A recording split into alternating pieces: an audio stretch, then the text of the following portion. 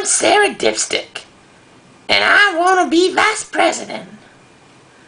Charlie, I want to return moral decency to the White House. My husband and I had premarital sex. It was good. In fact, that backwards ass hick refused to wear protection. And not only did I get syphilis, but he knocked me up too. Sick and ashamed, we were forced to elope.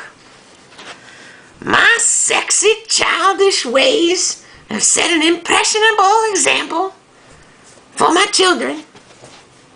My daughter Bristol, that little hussy, was sleeping around before wedlock and done got herself a bun in the oven.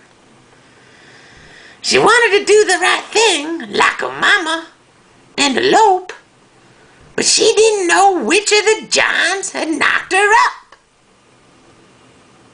I told her to abort the damn thing, but she just wouldn't listen. Who's gonna marry her now?